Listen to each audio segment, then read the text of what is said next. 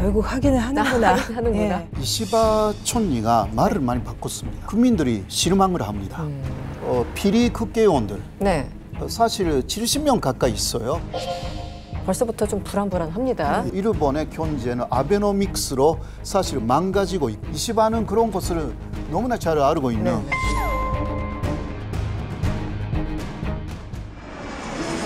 단풍의 나라? 캐나다에서 가장 좀 독특하고 무서울 것 같은데. 나도 예쁘다는 그런 퀘벡을 소개를 해드리려고 합니다. 거기 가면 이렇게 칼 꽂고 다니는 사람들 없어요?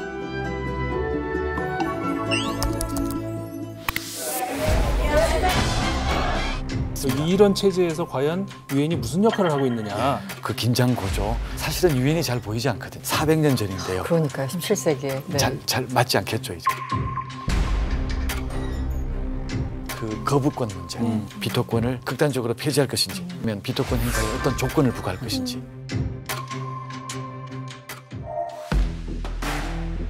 국제 이슈가 가까워지는 시간, 이승원 월드시사 W 이승원입니다. 국제뉴스의 깊이를 더한 월드시사 W와 함께해 주실 전문가 소개하겠습니다. 먼저 구정은 기자 나오셨습니다. 어서 오세요. 안녕하세요. 네, 한러 동시통역사 에바님 나오셨습니다. 어서 오세요. 안녕하세요. 그리고 임상훈 인문결연구소 소장님 나오셨습니다. 어서 오세요. 안녕하십니까. 마지막으로 또 특별한 분 모셨습니다. 호사카 유지 세종대 교수님 나오셨습니다. 어서 오세요. 네, 안녕하십니까. 네, 오늘 첫 출연이신데 잘 부탁드립니다. 아, 예. 네. 저야말로. 네, 오늘 일본에 대해서 저희들이 질문할 게 너무 많기 때문에요. 특별히 교수님께 요청을 드렸습니다. 본격적인 이야기 앞서서 이번 주 주목할 국제 뉴스부터 정리해 보도록 하겠습니다. 네타냐후 이스라엘 총리의 자택이 드론 공격을 받았습니다. 현지 시간으로 19일 네타냐후 이스라엘 총리 자택이 드론 공격을 받았습니다. 인명피해는 발생하지 않았습니다. 네타냐후 총리는 성명을 내고 이란의 대리 세력은 중대한 실수를 저질렀다며 무거운 대가를 치를 것이라 경고했습니다. 이런 가운데 이스라엘이 가자지구 공습을 단행해 팔레스타인 무장정파 하마스 수장인 신와르를 제거한 뒤에도 공격을 이어가는 모습입니다. 국가정보원의 북한군 러시아 파병 발표에 대해 사실이라면 매우 심각하다는 정도로 언급해온 미국이 북한 병력이 갔다는 증거를 확보했다는 입장을 내놨습니다. 오스틴 미 국방장관은 이탈리아 로마에서 취재진과 만나 북한 병력이 러시아에서 정확하게 무엇을 하고 있는지는 지켜보면서 가려내야 한다며 이같이 말했습니다.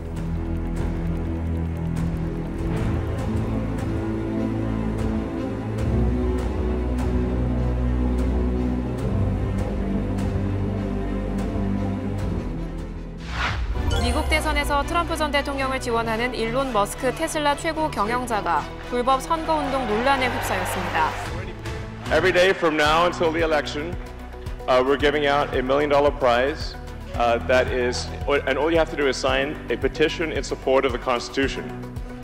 머스크는 수정헌법 1조, 표현의 자유와 2조, 총기 소지 권리 보장을 지지하는 청원에 서명하면 한 명씩 매일 무작위로 선정해 $100만 주겠다고 약속했습니다. 서명 자격으로 유권자 등록을 내걸었는데 유권자 등록이나 투표에 대가를 주는 건 불법으로 규정돼 있습니다. 뉴욕타임스는 펜실베이니아에서 보수 유권자 등록을 독려하려는 $100만 당첨 기회 제한에 불법 소지가 있다고 보도했습니다. 서방의 각종 제재로 경제 활동에 제약을 받는 러시아가 신흥 경제국 연합체인 브릭스에 어울리는 새로운 경제, 금융 시스템 창설을 제안했습니다. 푸틴 러시아 대통령도 브릭스 정상회담에서 달러가 정치적 수단이 됐다고 비판하는 등 탈달러화를 주장하기도 했는데요. 또 푸틴 대통령은 브릭스 국가들의 경제 잠재력을 극대화하기 위해 새로운 투자 플랫폼과 곡물 거래소를 만들자고 말하기도 했습니다.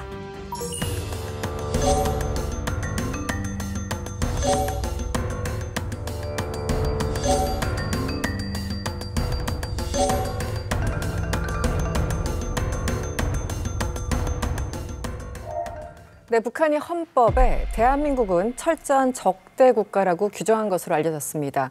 헌법에 이렇게까지 규정한 것은 처음인 것 같은데요, 소장님. 지금 네. 어떤 상황인가요?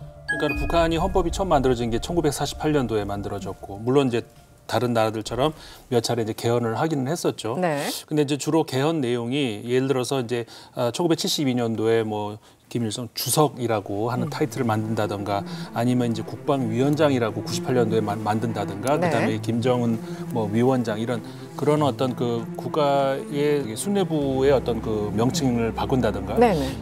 그렇지 않으면은 예를 들어서 이제 90년대 초반에 그 사회주의 국가들이 무너질 때 그때 이제 약간의 그 경제적으로 그 자본주의적 것을 약간 가미하는 이런 뭐 정도. 그러니까 주로 이제 이런 것들을 집어넣은 것이죠. 네. 아니면은 김정은 체제에 들어와서는 개헌인 내용 중에서 그 핵무기와 관련된 것들, 그러니까 핵 보유국이라는 사실을 집어넣는다든가 핵 보유를 절대로 이제 철회할 수 없다는 어떤 그런 불가역성 네네. 이런 것들을 집어넣는다든가 이런 내용들이 주로 개헌 내용이거든요. 그렇죠. 근데 이번 같은 경우에는 그 말씀하신 것처럼 이제 남한을 적대적인 그 어떤 세력으로 간주하는, 다시 말해서 원래 이제 구조에 이런 내용이 있어요. 그 북반구라는 표현이 있거든요. 그러니까 한 번 더 전체를 감안한다는 거죠. 네. 북반구에서 인민 정권을 강화하고 그 조국 통일 실현하기 위해 투쟁한다. 뭐 이런 내용이 헌법 구조 내용이었는데 이 통일 관련 내용들을 삭제했다는 것이죠.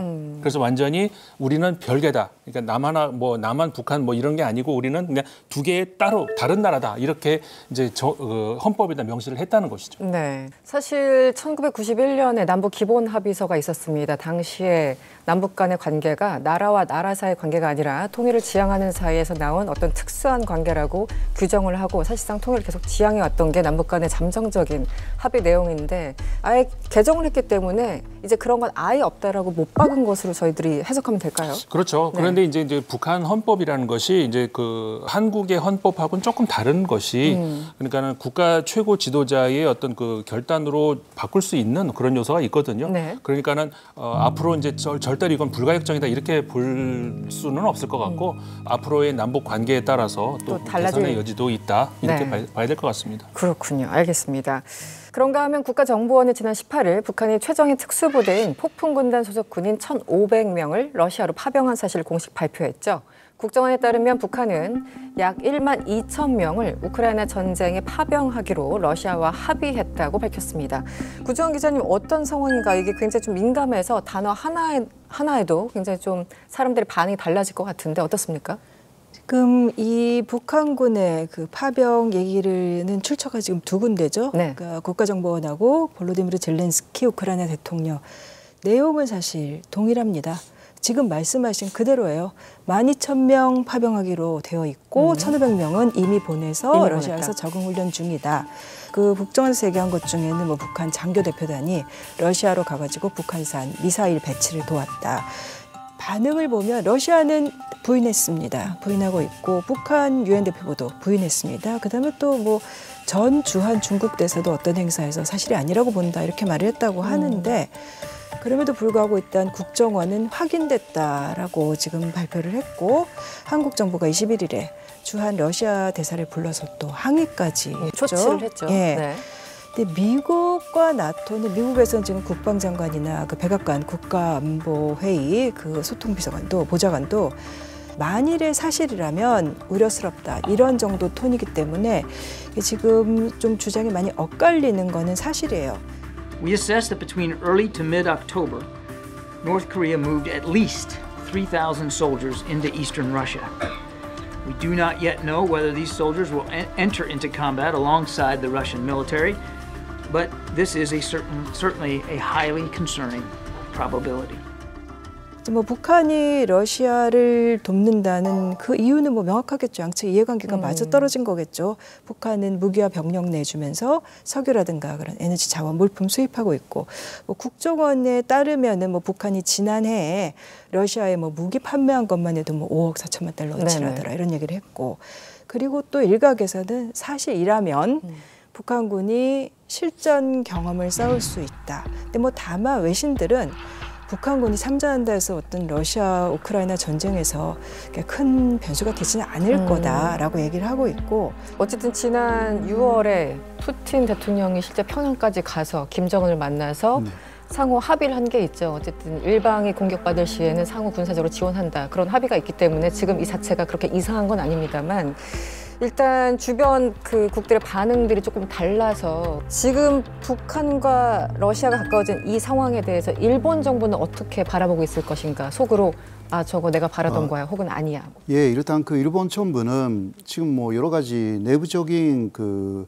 뭐 선거를 앞두고 있다라든가 이러한 부분은 좀 있습니다만은 조금 그러니까 확인되지 않는다라는 부분들이 좀 있기 때문에 말을 좀 삼가하고 있습니다.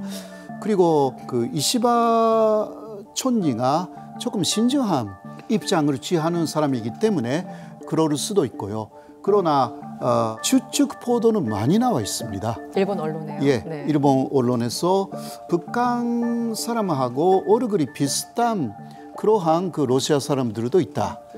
예, 그래서 지금은 북한 편사들이 아마 그런 데에 그 파병되어서 네. 이거는 추측이에요. 네네. 추측. 파병되어서 그 러시아의 군복을 입고 준비를 하고 있을 것이다. 네. 라든가 네. 것이다니까요. 추측성. 예, 다 추측성 보도입니다. 그러나 사실 보도로서는 그 윤석열 대통령이 그 나토의 삼촌장하고 전화로 협의를 해가지고 이쪽에서 대표단을 나토에 보낸다. 이 상당히 그 엄중한 상황이기 때문에 이것은 좀 결정한 것으로 일본에서도 그 보도를 했고 뭐 우크라이나는 그런 식으로 해서 그 좀 전쟁을 계속 이어나가려고 하는 부분들이 있지 않습니까? 또 트럼프가 대통령이 되면 이게 불리하니까 오히려 그 이전에 확실하게 전쟁을 이어나가겠다라는 것을 하고 싶은 것이 우크라이나 입장이라고 볼 수가 있기 때문에 한꺼번에 뭐 이것은 바비용이다라고 해서 대립 국면으로 들어가려고 하는 것은 특히 한국의 입장을 생각할 때 그게 전혀 도움이 되지 않습니다. 네, 알겠습니다. 전 세계가 정말 어지럽습니다. 그리고 그 여파가 한반도에까지 미치는 그런 형국이죠. 김대중 대통령은 생전에 평화를 위해서라면 악마와도 대화해야 한다고 말했습니다. 전쟁 중에도 협상을 합니다. 외교가 정말 필요한 시점이 아닌가 생각해봤습니다.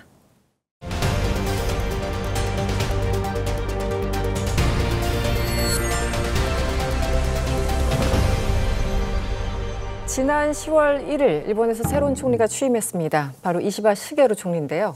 29세부터 지금까지 중의원으로 12선 기록을 세웠다고 하죠. 하지만 사실상 총리를 뽑는 자민당 총재 선거에서는 여러 번 떨어졌습니다. 그리고 올해 무려 5번째 도전 끝에 드디어 일본 총리가 됐는데요. 많은 분들이 궁금해하실 것 같아서 오늘 준비해봤습니다. 오늘의 이슈 W 주제는 사전 5기 이시바 총리, 일본을 바꿀까입니다. 石破茂君をもって当選者と決しました。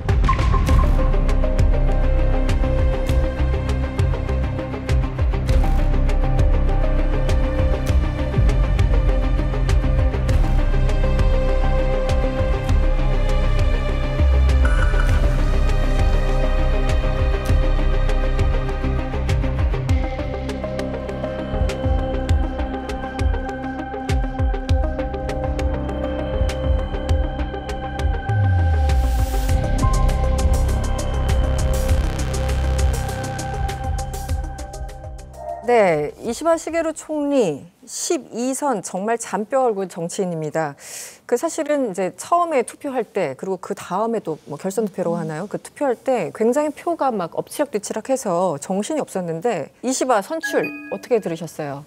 우리 에바님. 아니 저는 사실 일본 문화에 굉장히 이제 관심이 있고 그렇긴 한데 이제 또 그 반면 역시 정치는 진짜 하나도 모르겠다라는 저의 이제 과거에 제가 한번 그 고노타로 옛날에 저희 같이 이제 방송했을 때 저는 그 고노타로 그분이 또 대표적인 친한파라고 이제 하시고 뭐 디지털 상으로 좀 유력하다는 그런 얘기를 들어서 역시 내가 전혀 모르는구나. 네, 다시 한번 느끼게 됐고. 많은 사람들이 예상 못했으니까. 아, 그런가요? 네. 그럼 다행입니다. 알겠습니다. 저는 이시바 시게로 총리 당선됐다는 얘기 딱 들었을 때 결국 하기는 하는구나. 하는구나. 예, 희한하잖아요. 일본 정치의 이 자민당 계속 일당 집권도 희한하지만 그 자민당의 파벌 정치라는 것도. 그러니까 저는 이제 뭐 어려서부터 일본 정치를 많이 보아왔지만 누구누구 파를 우리 보통 파벌이라 그러면 안 좋은 걸로 생각하는데 아예 그게 굳어져 있어서 너무 공식화되어 있는 것도 굉장히 이상하고. 네, 그런 면에서 이시바 시게루는 그래도 그런 파벌 정치랑 조금 거리를 두고 있는 사람이기 때문에 좀 다른 사람이 해보는 것도 뭐 제가 일본인은 아니지만 뭐 일본의 정치가 변화하는데 좀 도움이 되진 않을까 이런 생각도 들었고 저는 그때 이제 우리 일본 정치 얘기할 때 이시바 시게루 총리 될 거라고 맞췄습니다. 아, 네네. 아, 그러셨군요. 저도 서로 붙을 걸 그랬어요. 기자님께. 이시바 시게루 하니까 여러 가지 이제 그 매체를 보면 헤드라인에 뭐 비주류다, 뭐 비둘기파다, 안보 전문가다, 책을 많이 읽는다, 뭐 여러 가지 수식어들이 있는데 맞습니다. 이시바 시게루는 어떤 사람인가요? 먼저 기본은요, 일본에서도 많이 이야기를 하고 있는데 기독교 집안이고 그렇기 때문에 뭐 야스쿠니 신사 참배라든가 기본적으로 생각을 하지 않는 그러니까 그건 종교적인 이유가 좀 있죠. 예. 그러니까 아베하고 계속 대립을 한 사람이기도 하고요. 그리고 또 사람하고 그 사귀는 것을 별로 안 해요. 정치인인데 교류를... 정치인인데 네. 사람 싫어합니까? 아이예요. 아이. 그러니까 이런 거예요. 아이. 그 오늘은 회식하는 거 어떻습니까? 라고 하면 왜 회식을 해? MZ 세대네요. 예. MZ네, MZ. 그러니까 제가요 왜요? 책을 읽는 게 더 좋은 거 아니냐 이런 사람이에요. 그러니까 지금 그것이 조금 단점으로 나와 있는 거 아니냐라는 이야기가 있어요. 인간관계를 많이 만들어 오지 않았기 때문에 이게 그 사람들하고 많이 사귀어야 되는 그러한 내각을 만들었잖아요. 네네. 그러니까 이제 밀리고 또 자신의 주장이 통하지도 않고 해서 약간 지금 헤매고 있는 상황. 그러나 조금 익숙해지면 자신의 좋은 명. 그러니까 한국에 대해서도 한국 사람이 납득할 때까지 사죄를 해야 된다. 이런 식으로 이야기를 한 사람이기 때문에 이것은 아마 기독교적인 그 배경이 좀 있는 것 같대요. 그런 면에서는 또 일본 극우 쪽에서 이시바는 자학사관을 갖고 있다. 그런 식으로 또 비판하고 있어요. 극우가. 예. 그 부분이 가장 인상적이었어요. 사실은 이제 이시바 총리가 한국인이 납득할 때까지 혹은 납득할 만큼 사과해야 된다. 그 부분이 가장 인상적이었는데 그렇다면 지금 계속 문제가 되고 있는 그 위안부 문제와 강제동원 문제에 대해서는 기존의 기시다 아베와는 완전히 다른 입장이겠네요. 기본은 다른 입장이에요. 기본은. 네, 그러나 일단 자민당에서 나온 촌이기 때문에 자민당이 결정한 내용에 대해서는 그것을 거슬리기가 어렵습니다. 그렇군요. 네, 그래서 거기에 따라가야 되는 입장이 있고 혹시 이것을 바꾸자라고 하면 왜 결정했는데 바꾸자고 하는 거냐라고 해서 또 자민당 안에서의 반발이 일어납니다. 그러니까 굉장히 어려운 거예요. 그런 면에서는. 구정환 기자님, 그 중의원 의원 선거가 이번 달에 열립니까? 네, 너무 지금 코앞으로 사실은 다가왔는데 내년인 줄 알았는데 27일에 이제 조기총선. 일단 그 내각제국가에서는 좀 뭐 분위기 좀 업시켜야겠다라든가 지지율이 너무 떨어진다 하면 이제 조기총선 치르고 의회 해산하고 하잖아요. 새 정부에 대한 기대감이 있을 때 일단 총선을 빨리 해서 분위기를 업시키겠다라는 건데. 문제는 지금 이시바 총리의 생각대로 될지는 잘 모르겠습니다. 만약에 지지율을 못 끌어올리면은 그러면 초반에 분위기를 일신하는 게 아니라 초반 타격이 되겠죠. 그때는. 오히려. 사실은 뭐 어차피 그래도 자민당이 결국은 일당을 하긴 하겠지만 과반 의석은 못할 것 같다. 뭐 이런 보도들이 나오는데 이 이시바 총리의 이게 어떻게 승부수가 될지 아니면은 자충수로 연결될지 좀 지켜봐야 될 것 같아요. 교수님, 보통 총리나 대통령이 취임하면 어느 정도는 약간 분위기가 좋잖아요. 그런데 지금은 왜 뭐 얼마 안 돼가지고 이렇게 부정적이다, 뭐 단독 가방 어렵다, 왜 이런 전망이 계속 나오는 걸까요? 일단요, 이시바 총리가 말을 많이 바꿨습니다. 말을 바꿔요? 예. 처음은 이시바 총리는 해산 하여서 국회의원 선거, 중의원 선거라고 하잖아요. 그것을 하는 것은 12.15를 중순에 하겠다. 이렇게 이야기를 했습니다. 네네. 그 이유는 예산위원회가 있습니다. 예산위원회는 그 모든 장관들이 그 출석하여서 질의응답을 해야 하잖아요. 네. 그것을 하고 나서 해산하고 그 중요한 선거를 네. 하겠다가 처음 약속입니다. 네네 맞습니다. 예. 네. 그런데 그것을 그 며칠 만에 말을 바꾼 거예요. 네. 그 이유가 뭐냐? 여러 가지 것은 지지하는 사람들 있잖아요. 나온 이야기가 지금 그러니까 20명의 장관 중 13명이 새로운 신인이에요. 그러니까 장관이 된 적이 한 번도 없는 네. 사람들이 13명이나 있는 내각이 많이 없어요. 그러니까 그 장관들이 예산위원회에 나가서 질의응답할 때 실수를 많이 할 것이다. 그렇군요. 네, 그게 자민당 내에서 걱정이 나온 거예요. 혹은 또 비리 문제가 있는 장관이 또 한 사람이 벌써 부각됐거든요. 네. 그러니까 이럴 경우는 엄청나게 지지율이 오히려 떨어질 가능성이 있다. 그러니까 예산위원회를 하지 않고 해산하자. 이렇게 간 거예요. 네. 근데 그러나 이시바라는 사람이 굉장히 그 말을 잘 지키는 사람으로 네. 원래는 그러한 그 인식이 있는데 갑자기 바꾸니까 국민들이 실망을 합니다. 며칠 전에 있었던 여론조사, 이것은 지지통신에서 가장 낮은 지지율이 나왔습니다. 역대급 지지율이 네. 28%. 신임 총리가. 네. 와. 근데 교수님 그러면은 그렇게 내각을 경험이 없는 사람들로 꾸린 거는 결국은 아베파를 배제를 하려다 보니까 사람이 없어서 경험이 있는 사람이 자민당 내에 이시바 주변에 없어서 그랬던 거 아닌가요? 사실 그 이시바 촌리를 많이 지용한 사람들을 우선적으로 장관으로 삼았다라는 부분이 있는데 그런데 그 탄내에서 인기가 없는 이시바 촌리를 추종한 사람들도 인기가 없는 분들이죠.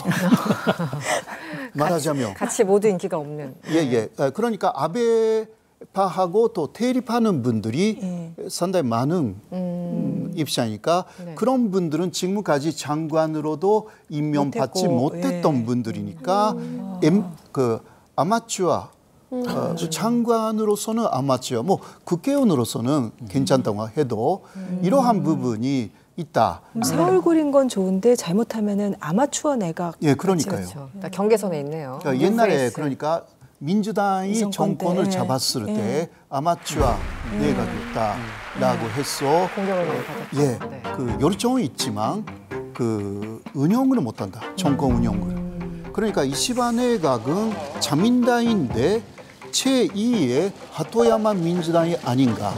이러한 이야기까지 나와 있습니다. 현재요.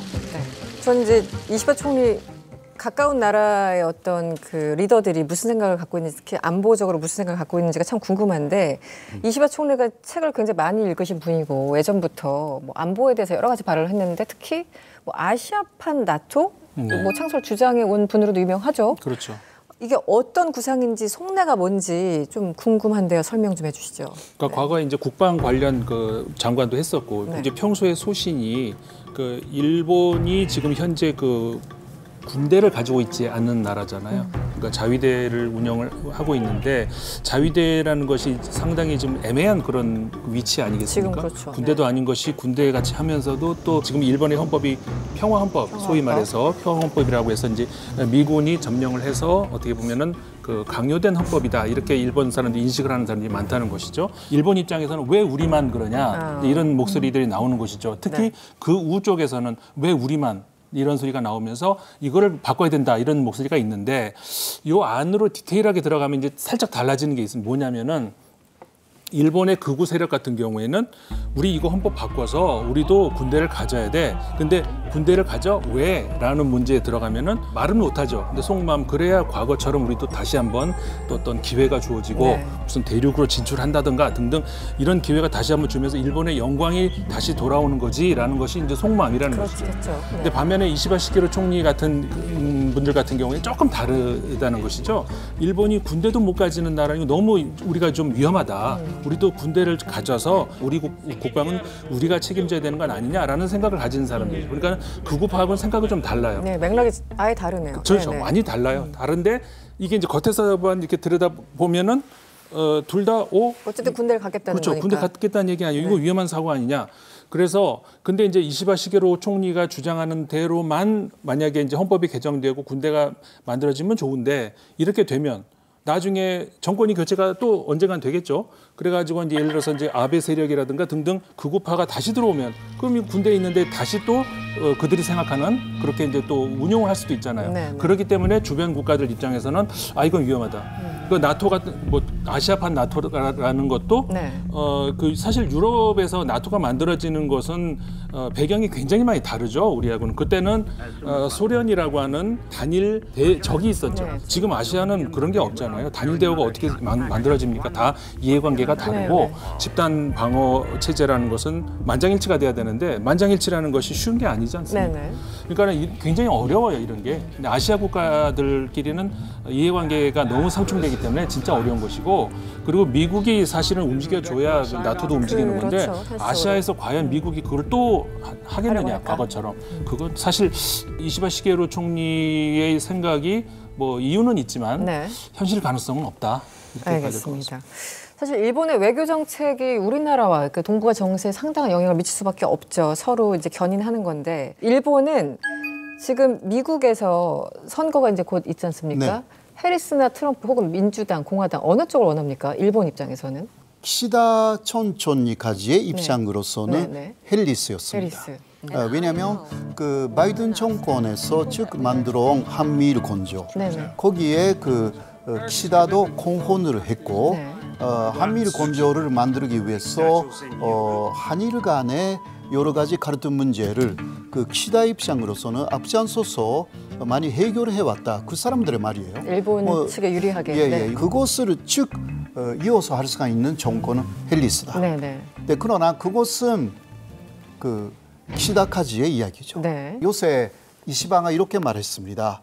다음에 대통령, 미국 대통령이 결정되자마자 먼저 일본이 만나러 갈 것이다. 이게 무슨 뜻이냐고 하면 네. 트럼프가 이르기 네. 정권 때에 트럼프가 대통령으로 당선되자마자 달려간 사람은 아베 신조였습니다. 그렇죠. 네. 예. 정말 빠르게. 그렇죠. 네. 바이든 때는 일본 쪽에서 그런 움직임은 없었습니다. 네. 그렇죠. 네, 네. 그런데 이번에 이시바가 그런 이야기를 한다라는 것은 다음 트럼프가 될 가능성이 있다라는 것을 염두에 두고 있다고 볼 수밖에 없습니다. 아, 그렇군요. 예, 그렇지 않으면 그런 이야기가 나올 리가 없습니다. 사실 또 이시바의 스승은 다나카 카쿠에이라는 네. 전 총리입니다. 다나카 카쿠에이 씨가 어떤 사람이냐? 1978년에 중1 수교를 한 사람입니다. 네. 그 사람을 자신의 전적 스승이라고 쭉 주장해온 사람이 이시바입니다. 그렇기 때문에 중국하고의 관계, 개성 이게 굉장히 있는 거죠. 이것은 아베 노선하고 완전히 반대. 사실 그 한미일 건조, 그 한미일 더 나아가서 군사동맹 이런 것은 그 대만 유사시의 중국에 대한 억제라는 것이 있지 않습니까? 그렇죠. 네. 그러한 부분에서 이시바는 조금 거리를 두고 있을 가능성이 충분히 있다. 중국과도 좀 괜찮게 지내고 예. 미국과도 어쨌든. 그러면 트럼프다. 예. 트럼프는 그 중국하고 경제적으로 좀 여러 가지 네. 싸운다 하더라도 그 군사적인 전쟁을 할 생각은 많이 없고요. 그렇죠. 트럼프는 좀 그렇죠. 그리고 키신저의 말을 잘 들어요. 키신저의 네. 말을 죽었지만 키신저가 네, 얼마 전 돌아가셨죠? 네. 키신저의 작전은 옛날에 하고 반대예요. 옛날에는 닉슨 때는 소련을 붕괴시키기 위해서 중국하고 손잡자. 지금 반대. 중국을 경계하기 위해서는 러시아하고 손을 잡아야 된다. 이게 죽기 전에 트럼프에게 키신저가 말한대요. 그러니까 트럼프가 되면 러시아하고 손을 잡을 것이고 그러면 북한 문제도 이게 해결되는 것이고 어떤 면에서는 완전한 해결이 아니다 하더라도 굉장히 잘 될 가능성이 있죠. 굉장히 복잡한 일들이 지금 앞에 펼쳐질 예정이네요. 지금 그러니까 이시바이면 트럼프를 원하고 또 트럼프가 되면 이시바하고 그런 면에서는 잘 맞을 가능성이 있고 그러면 한미일 건조라는 지금까지 만들어진 내용이 굉장한 일본을 중심으로 하는지는 모르겠지만 많은 변화가 예고된다. 교수님 그러면 그 경제 정책을 보면은 그러니까 기존에 이제 아베 전 총리의 아베노믹스 그게 이제 좀 한계에 다다랐다 이런 이야기가 있는데 근데 또 이 이시바 총리 경제 정책 방향은 잠깐 봤었는데 뭔가 좀 아베 전 총리랑은 많이 다른 그래서 이게 그쵸 뭔가 이 이시바노믹스 어감이 저만 이상한 아무튼 경제 그 정책 방향이 좀 많이 다를까요? 그러면 어떻게 원래는 뭐 거의 정반대라고 생각하시면 돼요. 그러니까 아베노믹스는 금융 완화, 맞아요. 엔화를 많이 직원해가지고 그 엔조를 유도해가지고 그런 식으로 하여서 일본 경제를 좀 살리자. 그리고 2% 정도의 인플레이션을 만들어가지고 계속 그런 식으로 하면 일본 경제는 전산적으로 성장할 것이 아닌가. 이게 아베노믹스이거든요. 근데 그것을 2년간으로 달성한다고 처음 생각했어요. 아베는. 그렇게 하면 여러 가지 그 재정적인 부담을 주지 않는다, 일본에. 그러나 그게 실패해가지고 10년이나 했어요. 그러니까 상상으로 조롱하는 엔조. 그리고 일본 사람들의 월급은 더 올라가지 않고. 그렇죠. 실질 소득이 감소하는. 이대로 아베노믹스를 쭉 한다면 일본은 옛날에 베네수엘라처럼 된다라는 예상까지 나와 있어요, 진짜. 그렇기 때문에 이시바는 그런 것을 너무나 잘 알고 있는 책을 잘 읽는 사람이니까 잘 알고 사람이니까 안 된다. 그러니까 안 된다. 금리를 일본은 쭉 통렬했지 않습니까? 그거 안 된다. 그러니까 금리 인상 정책. 이게 이시바의 기본적인 방향입니다. 그런데 그것을 이야기를 했더니 주가가 엄청나게 폭락했습니다. 그래서 거기에 놀란 이시바는 아니 아베노믹스의 기조는 조금 유지하고 또 말을 바꿨어요. 또 말을 바꿨어. 그러니까 지금은 금리도 좀 인상됐는데 한번 올렸죠. 근데 지금 다시 엔정화되고 있어요. 이시바는 금방 아베노믹스를 바꾸지 않겠구나 시장이 그렇게 읽었거든요. 물론 제가 보기에는 그것도 아마 그 중요한 선거까지. 중요한 그 이후 이기면 바꾸고 바꿀 거예요. 조금이라도. 교수님 뭐 여러 가지 오늘 말씀을 해주셨고 저희가 시간 관계상 질문하고 싶은 게 너무 많았는데 일본의 미래를 좀 전망해 주시면 많이 바뀔까 아니면은 지난 20년이 그랬듯이 또 그렇게 어쩔 수 없이 갈까 여러 가지 전망들이 있는데 어떻게 보십니까? 일본은 바꾼다라는 게 어려운 나라입니다. 여러 면에서. 뭐가 됐든. 그러니까 오래된 전통 문화도 잘 보존하지만 여러 한 번 만들어진 제도를 바꾸는 것도 어렵습니다. 일본 사람들의 그 성격이죠. 예를 들면 키오스크로 사람이 없어도 많이 할 수 있잖아요. 가게에서도요. 그렇죠. 많이 그 인재를 좀 쓰지 않고 할 수 있잖아요. 그런데 일본은 물론 키오스크는 있다 하더라도 여러 면에서 IT화를 완전히 하겠다는 의지도 너무 약하기 때문에 사람은 많고 그런데 거기에 너무 많이 인건비도 들어가니까 한 사람당 월급이 작아요. 그렇군요. n분의 1로 되니까요. 제가 그 대학교 들어갔을 때 22만 엔 정도였어요. 그래 200만 원 정도 그 초봉. 초봉이 지금 25만 엔 정도이거든요. 거의 똑같거든요. 거의 똑같대요. 지금 그러니까 240만 정도의 그것도 좋은 직장이에요. 손이라든가 그런 데서. 그러니까 지금 인재 유출 우수한 학생들이 해외로 가버립니다. 그게 또 악순환이네요. 그러니까 일본이 전체적으로 침몰하고 있어요. 네, 예. 알겠습니다. 가깝고도 먼 나라, 흔히 일본을 이렇게 부르죠. 거리는 가깝지만 사실 마음은 여전히 멀리 있습니다. 이시바 총리가 이끄는 일본은 과연 바뀔 수 있을까? 그저 궁금합니다. 월드시아 W의 즐거운 여행 시간, 3분 세계 일주 시간입니다. 오늘은 혹시 누가, 어떤 분이 오랜만에 제가 오랜만에 에바님이 네. 그렇군요. 오늘 어디로 갈까요? 캐나다 단풍. 저도 사실 가본 적은 없지만 그래도 한 번쯤은 죽기 전에 가보면 좋지 않을까라는 생각에 이제 준비를 해봤는데 좋습니다. 그러면 지금부터 3분 세계 일주 좀 시켜주시죠. 캐나다에서 가장 좀 독특하고 매력적인 지역 중에 하나인 퀘벡을 소개를 해드리려고 합니다.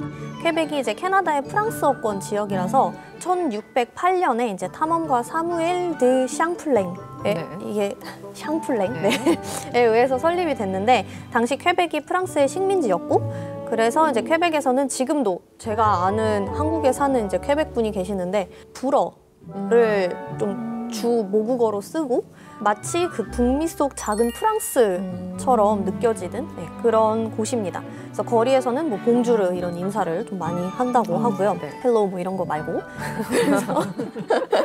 그래서 이제 이 퀘벡이라는 이 지역 이름이 알곤퀴너로 강이 좁아지는 곳이라는 뜻을 가지고 있대요. 그래서 이제 퀘벡이 이 세인트 로렌스 강을 따라서 위치하고 있기 때문에 이런 이름이 이제 지어졌다고 하고, 그래서 강을 따라서 이제 펼쳐진 굉장히 아름다운 자연 경관이 또 가는 사람들의 이목을 굉장히 끈다고 합니다. 몽모랑시 폭포라는 이제 폭포가 있는데 이게 퀘벡시에서 차로 한 15분 정도 거리에 있다고 해요. 거기가 나이아가라 폭포보다 높다고 합니다. 그래서 폭포를 가로지르는 그 케이블카가 있는데 그거를 이제 타고 한번 가면은 무서울 것 같은데 나도 예쁘다는 그런 평들이 경이롭다고 하더라고요.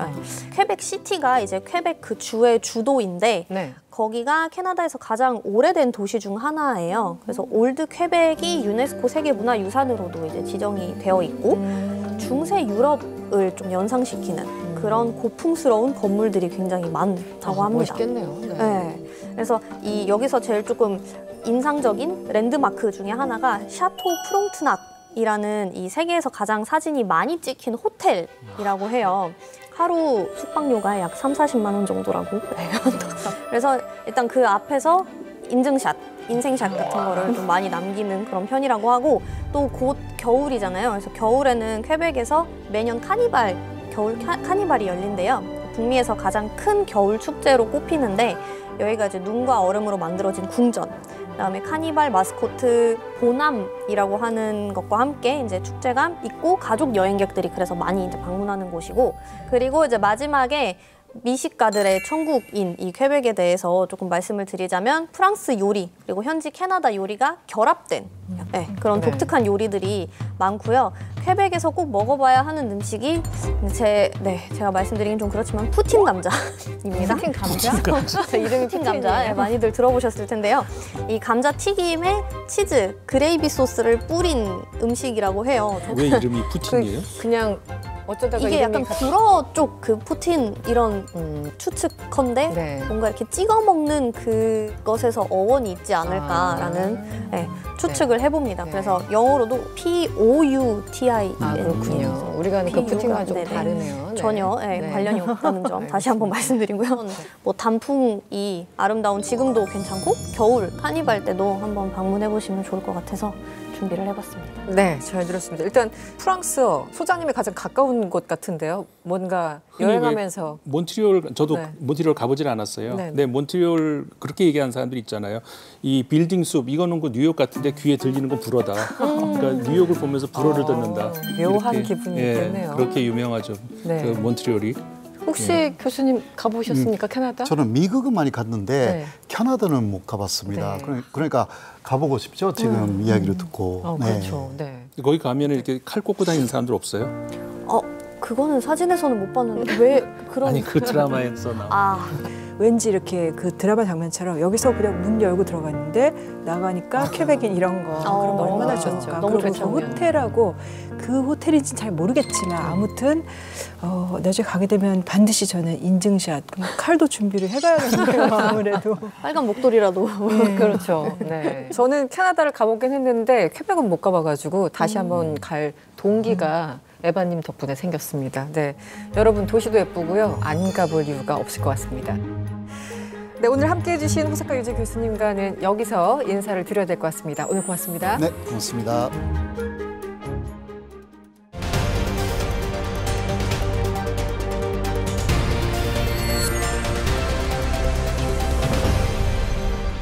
네, 이번 시간은 다시 돌아온 패스코드 시간입니다. 국제 이슈 가운데 우리가 잘 몰랐던 숨겨진 진실을 파헤쳐 보려고 하는데요. 함께할 전문가 소개하겠습니다. 서울대 법학전문대학원 이재민 교수님 나오셨습니다. 어서 오세요. 네, 안녕하세요. 네, 반갑습니다. 반갑습니다. 매년 9월이면 유엔 회원국의 세계 지도자들이 뉴욕에 있는 유엔 본부에 모여서 다양한 국제 안건을 두고 토론을 펼칩니다. 국제 평화 안전을 유지할 책임이 있는 유엔과 국제 질서를 형성하고 유지하는 데 큰 역할을 하는 국제 기구들, 그 중심에는 물론 법이 있겠죠. 오늘은 국제법과 관련된 우리의 궁금증을 풀어드리는 시간 마련해봤습니다. 오늘 정한 패스코드 주제는 신냉전 시대의 법률 전쟁입니다.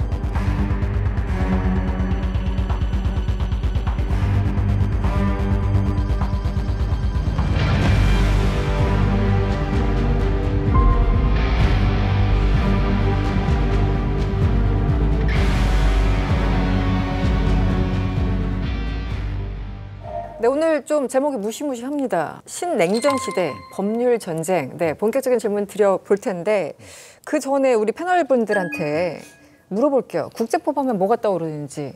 저는 뭐 국제 인도주의법. 인도주의법. 인도주의법인데 뭐 그 IHL 이렇게들 많이 쓰는데 네. 그러면서 또 가끔씩은 전쟁법이다 그냥 이렇게 부르기도 하는데 네. 기본적으로 제네바 협약 그리고 거기 딸린 의정서들 이런 건데 이거는 제가 아무래도 그 뉴스 다룰 때도 언급해야 될 일도 많고 그러니까 거의 이것은 뭐 관습 속에 이제 굳어져서 이제 국제 시스템에 내재화된 단계. 네. 저는 이게 맞는 건지 모르겠는데 파리 기후 협정도 국제법. 네. 다행입니다. 유엔 헌장 이런 것도 국제법이라고 유엔 헌장도 그렇습니다. 들어봤는데 어린애들이 가지고 있는 심화 중에서 지구방위 사령부 이런 거 있잖아요. 그거는 이제 지구 정부가 있어야 된다는 이야기인데 사실 지구 정부가 없잖아요. 무력을 사용할 수 있는 최상의 단위가 국가잖아요. 국가 이상은 아무것도 없으니까. 그래서 전쟁이 나는 거 아니겠습니까? 네. 전쟁을 막을 방법이 없으니까. 그래서 어떻게 보면은 그 전쟁을 막을 수 있는 어떻게 보면은 가장 원초적으로 가장 기본적으로 필요한 것이 그게 이제 국제법이라고 할 수가 있는데 그래서 아까 이제 구정 기자님 말씀하신 것처럼 제네바 협약 이게 어떻게 보면은 가장 그 대표적인 또 먼저 떠오르는 그런 국제법이라고 할 수가 있는. 세 분이 말씀하신 게 다 이제 정확하신 내용이고요. 그러니까 국제법이라는 게 그 국가들끼리 자기들 간의 관계를 규율하기 위해서 만든 법입니다. 한국과 프랑스 간에 예를 들어서 물건을 판다거나 또 뭐 이런저런 뭐 분쟁이 생긴다거나 이때 이제 어떻게 적용할 법인가, 법을 어떻게 만들 것인가를 그 생각을 해서 만든 게 이제 국제법이고요. 대표적으로 조약이 있습니다. 조약이 있고 또 아까 저 구 기자님 말씀하신 것처럼 관습 국제법이라는 것도 있습니다. 말씀하신 것처럼 유엔 헌장 제일 자주 나오는 국제법 중에 하나고요. 또 그 WTO 협정, 또 찬미 FTA, 또 파리 협정, 기후변화 관련해서 뭐 여러 분야의 그 법규범들이 많이 있습니다. 전 세계에 지금 적용되는 조약이 한 10만 개 정도 된다고 해요. 10만 개? 10만 개? 예. 그 대한민국 정부가 48년 수립된 이후로 지금까지 체결한 조약이 한 5천 건 정도 됩니다. 한국 정부가. 생각보다 많네요. 예, 그러니까 이제 우리가 생각하는 것보다가 훨씬 곳곳에 이런저런 규범들이 많이 있습니다. 조약을 맺고 있다, 약속을 맺고 있다 그런군요. 근데 그 우리가 국제법 하면은 그 일단 그 유럽에서 먼저 이제 그런 논의들이 많이 있었잖아요. 맞습니다, 베스트팔렌 체제라든가 비인 체제라든가. 근데 이게 과연 그럼 그때부터 국제법을 얘기를 할 수 있을까요? 아니면 그 전에도 언제부터 국제법이 있었을까요? 이거 소장님 너무 중요하신 말씀이십니다. 예를 들어 러시아와 우크라이나 간에 전쟁이 있다. 또 이란과 이스라엘이 긴장 관계가 고조되고 있다. 또 미국하고 중국이 반도체 분쟁을 하고 있다. 또 유엔에 가서 국가 원수들이 논의를 한다. 또 이제 전쟁을 할 때 민간인들을 어떻게 보호하느냐 등등의 여러 논의에 지금 국제사회의 룰의 출발점이 된 게 1648년 그 베스트팔렌 독일입니다. 독일에 있는 베스트팔렌에서 그 조약을 맺었는데요. 그 베스트팔렌 조약이 오늘날 국제 질서의 출발입니다. 1648년이면 400년 전인데요. 그러니까요. 17세기에. 잘 맞지 않겠죠, 이제. 지금하고. 그래서 곳곳에서 지금 이 베스트팔렌 체제를 대체할 새로운 체제가 필요하냐, 새로운 체제를 어떻게 만들겠느냐가 지금 활발하게 논의가 되고 있는 상황이고요. 그럼 구지영 기자님, 국제법은 어디서 어떻게 만들어지나요? 예를 들면 한국 전쟁 뒤에 체결된 휴전협정이라든가 이런 것들도 이후에 냉전 시기에 어떤 그런 국제법 체계에 영향을 많이 미쳤다죠. 이런 것들이 건건이 개별 사안들이라도 이런 게 쌓이면서 이제 그 법 체계를 구성을 하게 되고, 그다음에 또 분야별로 만들어지는 것도 있죠. 특정 분야에서 예를 들면 뭐 무역 관련된 거는 세계 무역기구 그 안에서 협상을 해서 이제 규칙이 만들어지고, 그리고 뭐 국제 노동기구 같은 데서 노동 관련된 것들 그거 이제 각국이 그거를 채택하고 핵심 협약 채택하기도 하고, 그다음에 뭐 민간 항공기구 이카오 같은 데서는 또 항공과 관련된 거라고 이렇게 분야별로 만들어지는 것도 있고요. 근데 요즘 보면 사실 이 국제법이 있음에도 불구하고 좀 세계가 좀 그렇잖아요. 그래서 이게 뭔가 지키는 게 맞는 건가, 지켜지고는 있는 건가라는 좀 의문이 들고, 그리고 뭔가 이렇게 국제법을 지키지 않으면 뭐 형사처벌을 받거나 뭐 이런 것들도 있는 건가요? 힘이 왜 이렇게 없는 건지. 그 어려운 질문입니다. 죄송합니다. 그 스펙트럼이 다양합니다. 그래서 국제법이라는 게 워낙 넓은 개념이니까 우리 국내법이 넓은 것처럼 이 스펙트럼이 0에서 가령 1, 2, 3 정도의 규범들을 보면 이거는 약하구나.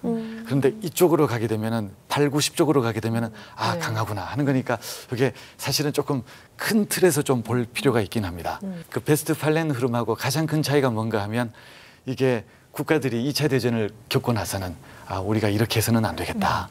규범력을 강화해야 된다. 전반적으로. 그래서 이쪽에 있던 것들을 많이 스펙트럼을 강한 쪽으로 끌고 왔습니다. 지난 한 80년간. 그래서 크게 발전을 했고요. 근데 안타까운 점은 아까 우리 에바 씨가 말씀하신 것처럼 최근에 다시 또 국가들이 이 코로나 팬데믹도 있고 미중 분쟁도 있고 또 전쟁도 생기고 하니까 위기의식이 커졌어요. 그래서 점점 이거를 다시 한번 조금 더 국가가 더 스스로 판단하는 쪽을 강화하는 쪽으로 해서 스펙트럼을 조금 이 중간 쪽으로 가지고 가려는 흐름이 나타나고 있고, 이거를 우리가 좀 멋있게 포장을 해서 다자주의 체제의 약화로 이제 설명을 해서 조금 후퇴하는 모습을 보이고 있긴 합니다.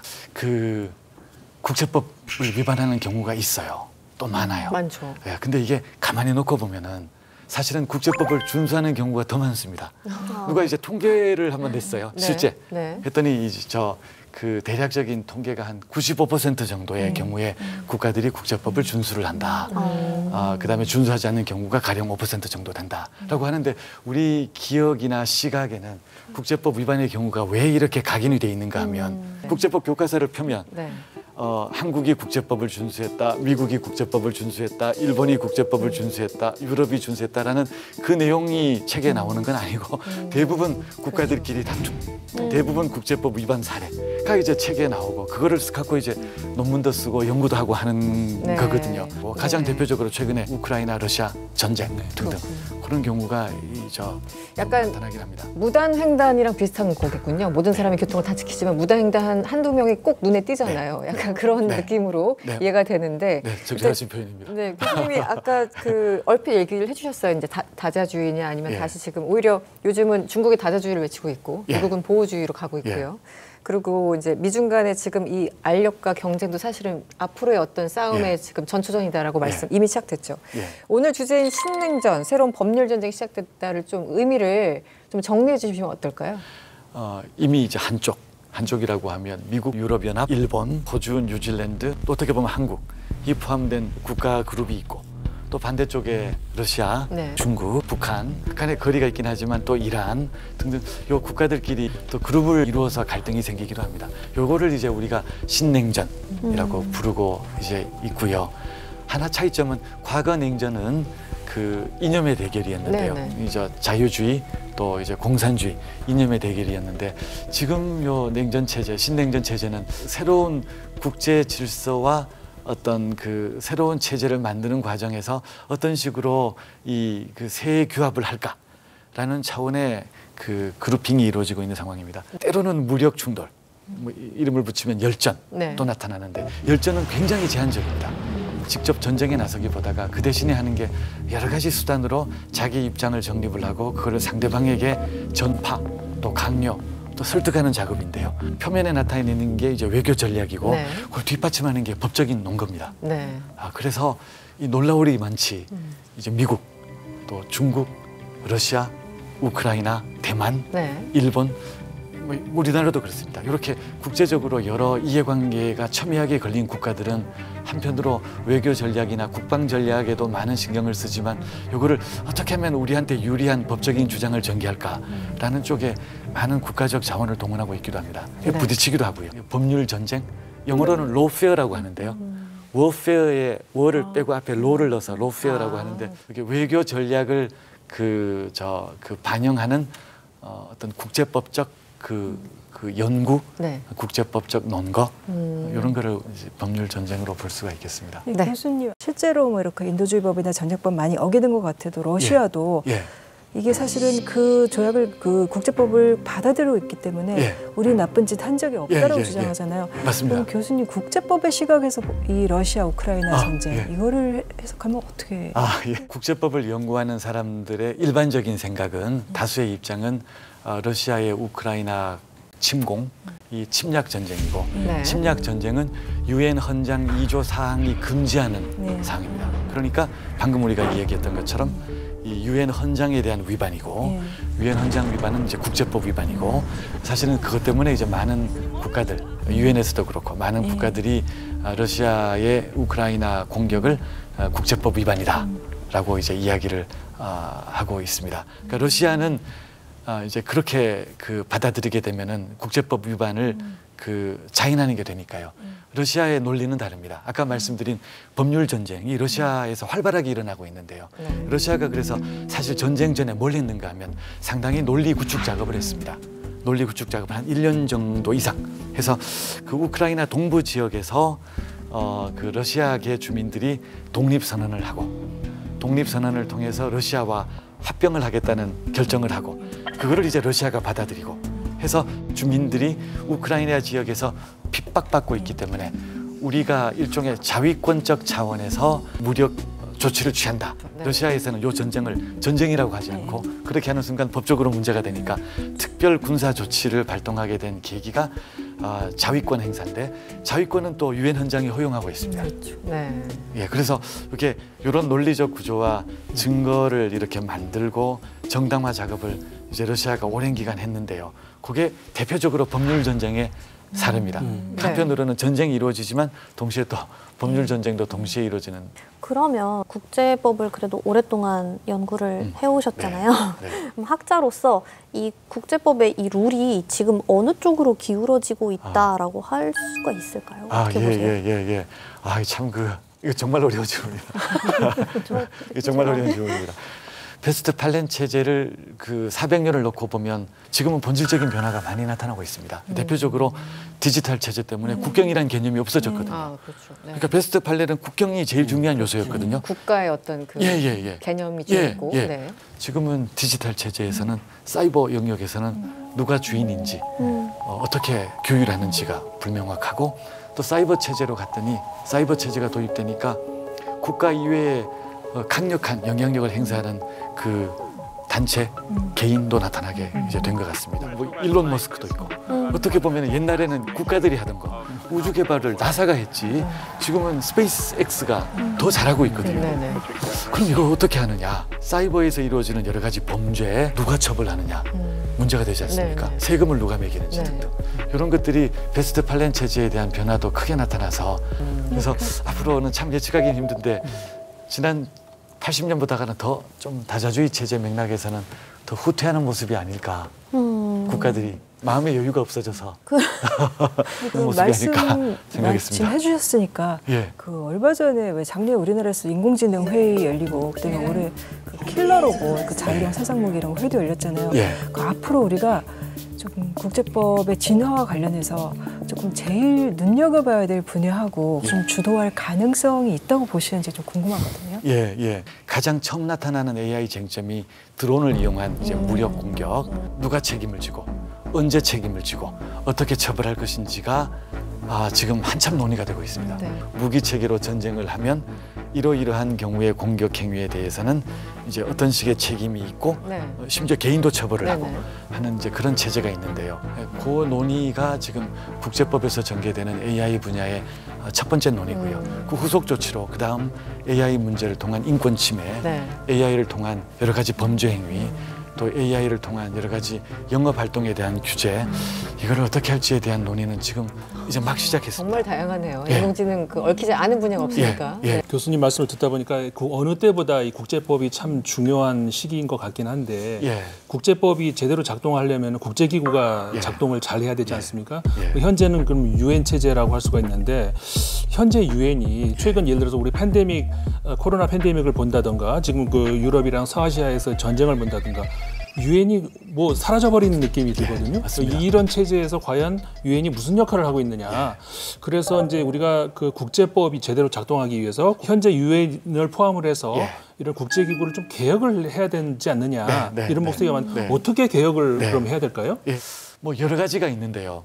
가장 그 지금 많은 국가들이 관심을 갖고 그 논의하는 것 중에 하나가 이 안전보장이사회에서 그 거부권 문제를 어떤 식으로 바꿀까에 대한 논의가 지금 가장 중요한 부분입니다. 지금 안보리 5개국이 모든 걸 다 결정하고 거기서 합의되지 않으면 다 분열을 일으킬 수밖에 없는 그런 한계점 말씀을 하시는 거죠. 이거를 어떻게 그 조정을 할 것인지, 비토권을 극단적으로 폐지할 것인지, 유지를 한다면 비토권 행사에 어떤 조건을 부과할 것인지 등등으로 조금 개혁 작업에 대한 논의가 있는데요. 이것만 바꿔도 유엔이 다시 한번 그 본격적으로 역할을 하는 데는 큰 계기가 될 것으로 이제 기대해 봅니다. 알겠습니다. 교수님은 사실 외교부에서 실무 경험도 많으시고 지금 학생도 가르치고 계시고 연구자이자 이제 학자신데 이 방향으로 가야 된다고 하는 그런 논점들이 있다면 간략하게 좀 소개 좀 시켜주시죠. 우리나라가 한국이 전 세계 197개국 중에 경제력으로 보면 한 7위, 또 국제 교역 규모로 보면 한 6위, 또 전반적인 국력, 인구라든가 뭐 군사력이든가 한 5위, 6위 권에 있는 국가로 이렇게 인식이 되고 있습니다. 우리 문화에 대해서 외국에서 관심이 커져 있는 것처럼 한국 작가가 노벨상도 받았으니까요. 이 새로운 복귀범을 만드는 데 있어서도 한국의 목소리나 한국의 입장이 큰 영향을 지금 행사할 수 있는 그 분위기에 왔거든요. 조금 더 우리가 적극적으로 이런 논의나 국제기구에서의 논의나 또는 양자 간의 논의나 다자 차원에서의 논의에 적극 참여를 하면 반드시 뭐 우리가 원하는 룰을 만들어서 우리가 이득을 보자 이런 게 아니라 우리가 정말 이제 국제사회에서 소프트 파워로 어떻게 보면 K컬처로 국제사회에 기여를 한다라고 보면 우리의 그 목소리나 우리의 생각을 더 반영을 할 수 있는데요. 젊은 층이나 또 우리 그 새로운 그 오피니언 리더들이나 이런 젊은 그룹들이 조금 더 이런 작업에 적극 참여했으면 좋을 것 같습니다. 알겠습니다. 오늘 이재민 교수님과 함께 국제법이 도대체 무엇인가, 그리고 이 한계는 무엇인가, 그리고 앞으로 나아갈 방향이 무엇인가에 대해서 이야기를 들어봤는데요. 사실은 국제 질서가 혼란스럽습니다. 이 혼란은 우리한테 기회가 될 수 있겠죠. 우리 목소리가 조금 더 반영될 수 있는 기회로 활용하면 어떨까 생각해봤습니다.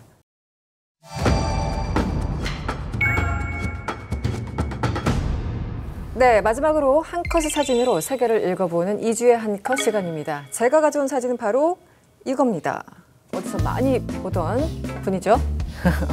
패스트푸드 드라이브 맞아요. 일단 트럼프 전 대통령 현 대선 후보입니다. 예, 외신에서 이제 그 미국 언론 통해서 보기도 봤는데 진짜 미국 대선 정말 코앞이네요. 정말 코앞입니다. 네, 정말 누가 될지 굉장히 궁금하고.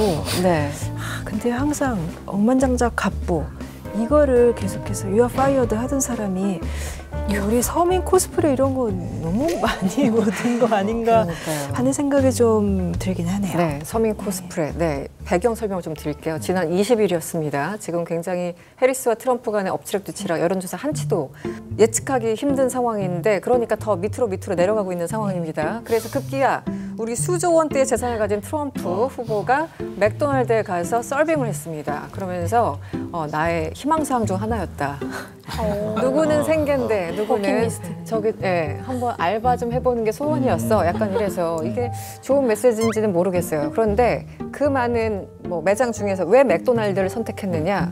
해리스를 공격하기 위해서죠. 해리스가 어렸을 때 해리스가 한 83학번 정도 되는데 그 대학교 시절에 맥도날드에서 알바했다고 하니까 근거 없이 트럼프 후보가 아니다 저 거짓말이다 이렇게 얘기를 한 거예요. 근데 40년 전이니까 무슨 알바 기록이 있습니까? 뭐가 있습니까? 그래서 지금 해리스의 친구가 증언을 해주는 그런 상황까지 갔는데 지금 미국 대선의 추진이 그렇습니다. 그러면 그래도 해리스는 또 유경험자면은 트럼프가 저러고 계실 때 해리스는 다른 데서 다른 맥도날드 간 건 아니고요.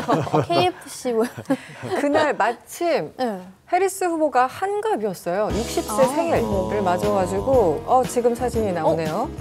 저분 우리 여기 소장님 아실 것 같은데 저 가수. 저도 알아요. 아세요? 스티비 원더. 에바님도 아세요? 그럼요. 스티비 원더. 지금 경합지에서 유세를 굉장히 발빠르게 하고 있는데 환갑 파티를 하고 있었습니다. 지금 이런 구도로 가버리면 한쪽은 일하고 한쪽은 논다. 그러니까 이런 얘기가 나올 수도 있거든요. 그래서 생일이었으니까. 그렇죠. 근데 또 모르겠어요. 이 트럼프 후보의 이런 아르바이트가 좋은 수였는지 아니면 무리수였는지는 솔직히 잘 모르겠고. 대중들한테. 미국에서는 진짜 한치의 앞을 내다보기 어려운 과연 미국 사람들은 누굴 원할까 아직 진짜 모르겠습니다. 진짜 저도 매일매일을 진짜 주 단위로 들여다보는데도 아직도 모르겠어요. 참 이게 미국 대선 결과에 따라서 한국에 대한 영향도 엄청날 것 같고요. 전 세계적 파장도 엄청날 것 같고 그래서 귀추가 주목되는데 오늘 아침에 그걸 봐도 그 결과를 예측하기는 참 힘든 것 같아요. 지금 양쪽 다 그 가능성이 있어서. 알겠습니다. 미국 대선이 딱 10일 정도 남았습니다. 역대급 안개 속 선거라는 평가가 나오는데요. 누가 되든 우리에게도 상당한 변화의 시간이 다가오는 게 아닌가 싶습니다. 이승원의 월드시사 W 저희가 준비한 내용은 여기까지입니다. 다음 주 이 시간에 다시 찾아뵙겠습니다. 시청해주신 여러분 고맙습니다.